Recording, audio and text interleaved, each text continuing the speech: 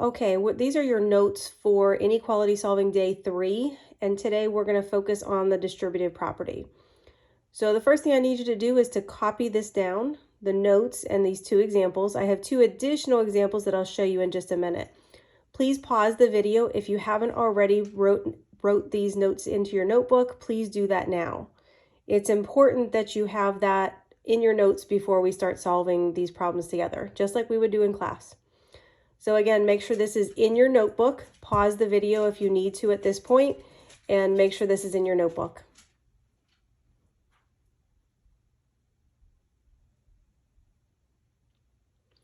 Okay, we're solving inequalities, and we're continuing on making them into multi-step inequalities. So here's the steps we're going to follow for today. So first of all, we're going to get rid of the parentheses by distributing, very similar to what we did on equations in December. Then we're going to combine like terms on either side of the inequality symbol if necessary. I believe there's maybe 1 or 2 on your homework that includes that, and I will go over an example with you. Move the constant by adding or subtracting, and then get x by itself by adding or multiplying or dividing. So let's look at some examples. Here's my first example here. So you can see that I do have distributive problem, and I'm going to get rid of these 2 parentheses by distributing. So remember, this 3 gets multiplied by everything inside the parentheses. So 3 gets multiplied here, and 3 gets multiplied here. Drawing those arrows may be helpful because I've noticed a lot of you guys will do 3 times x, which is great, but you forget to do the 3 times -4. So be really careful, draw those arrows if that's helpful. So 3 times x is 3x. 3 times -4 is -12. I'm going to bring down my symbol and bring down the -3. So going up here, I got rid of the parentheses by distributing. There is no like terms to combine. If you look at my inequality, there's nothing on the left to combine, and on the right, there's just a -3. There's no like terms to combine. The next step says move the constant by adding or subtracting. Well, this -12 is my constant, so I'm going to get rid of it by doing the opposite. So I'm going to add 12 on both sides. When I do that, I can bring down the 3x, bring down my symbol. -3 plus 12 is 9. My last step is get the x by itself by multiplying or dividing. In this case, the 3 and the x are multiplying, so I'm going to do the opposite operation, which is dividing, to make that 3 go away and get the x by itself. I divided by a positive number, so I do not need to change my sign. The 3's cancel. I have x left on the left side. Bring down my symbol. 9 divided by 3 gives me 3. So x is less than 3 is my answer. I need to graph my answer next, just like what I'm going to ask you to do on your homework. Put 0 in the middle, 3 over here. There's no line under it, which means 3 is not included, which means we have a hollow dot. And we're going to point it in the same direction as our symbol. So my graph and my answer both mean anything smaller than 3.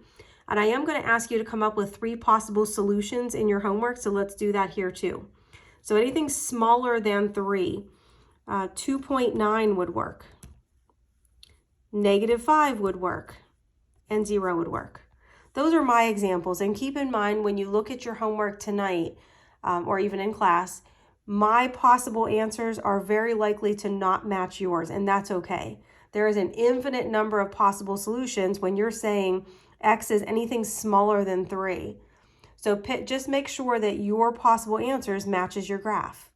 So if I picked something like 4, 4 cannot be a solution. 8 can't be a solution. 9,000 can't be a solution.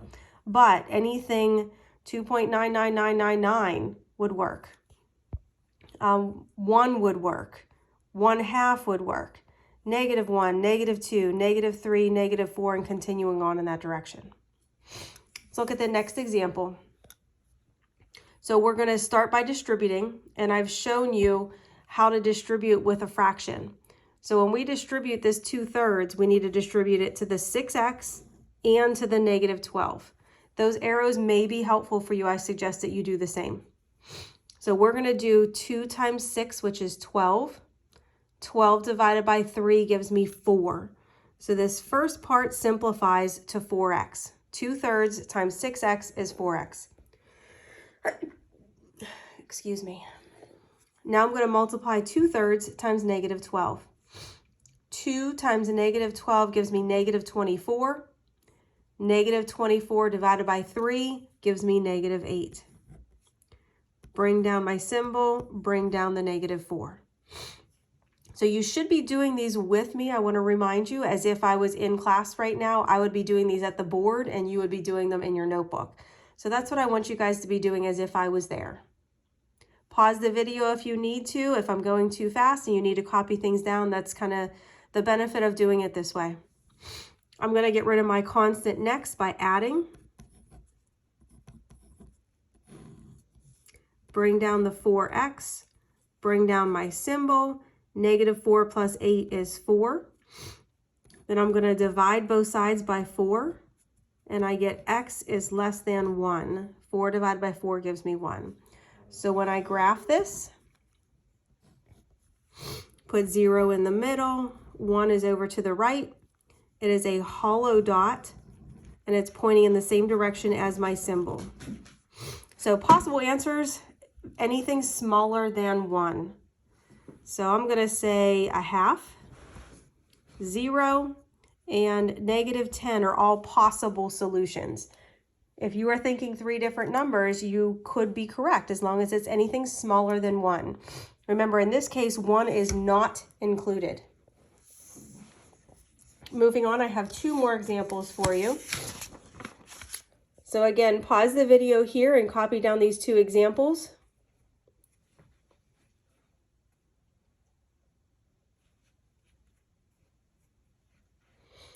Okay, now that you have these examples copied down, let's do them together. So for this example, I'm going to start with my distributive property. So I'm going to distribute the 4 to both of these terms inside the parentheses. That's my first step. So negative 4 times x is negative 4x.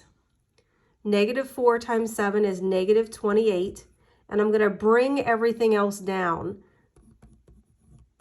So remember what I've told you before, it should be very obvious what I did from the first step, well, from what's given to me in my first step. What changed? You see the 5 stays the same, all of this is the same. What changed? I got rid of those parentheses. So my next step, see how on the left side I do have something that I can combine.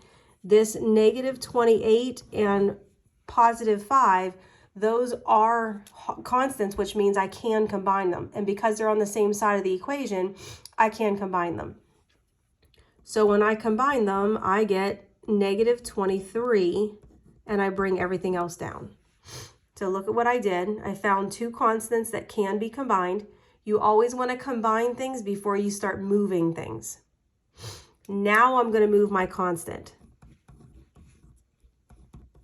So I'm going to move the 23 by adding 23 on both sides. Bring down the negative 4x. The 23's disappear. And I'm going to bring down my symbol. Negative 3 plus 23 gives me 20. My next step, I'm going to divide by negative 4 to get x by itself. As soon as I see this, as soon as I'm dividing by negative 4, that means I have to flip the sign. Write it immediately so you don't forget.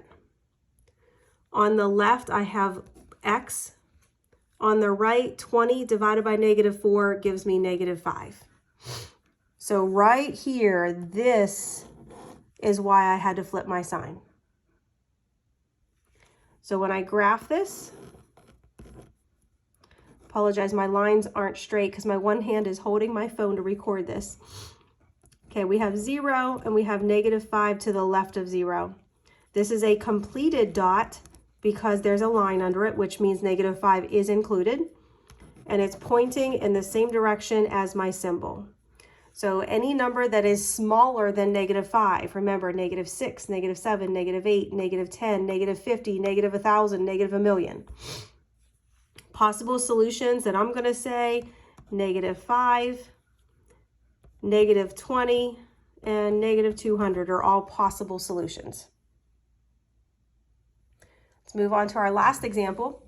we're going to distribute negative 1/2 to the two terms in the parentheses. Negative 1/2 times x gives me negative 1/2 x.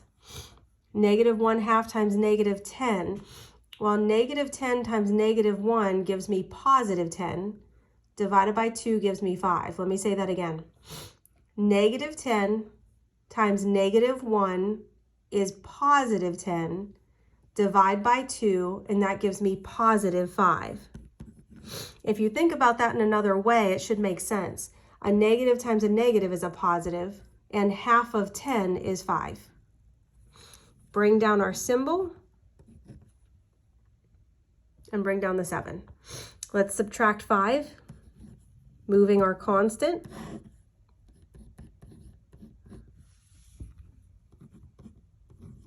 Seven minus 5 gives me 2. Now I have to get rid of this negative 1/2. The negative and the 1/2 has to go. So I'm going to multiply by the reciprocal, but I have to include that negative. So the reciprocal of 1/2 is 2. So I'm multiplying by negative 2 to make that fraction go away. I'm multiplying by negative because a negative times a negative gives me a positive. Because I multiply by negative 2 here, I have to also multiply by negative 2 on the right. Because of these two things, I have to flip my sign. I multiplied by a negative number in solving the inequality. Bring down the x. 2 times negative 2 is negative 4. Let's graph our answer. Negative 4 is to the left of 0. It's going to be a filled in dot, and it's pointing to the right, just like our symbol. So anything bigger than or equal to negative 4. Negative 4 could be a solution. Negative 1 could be a solution. And 353 would be a solution. These are numbers that just popped into my head that I know that are bigger than negative 4. So next on the list, I need you to do the homework, which has ladybugs on it, and it says Inequality Solving Day 3. Do your homework and check your homework with my answer key that's posted online.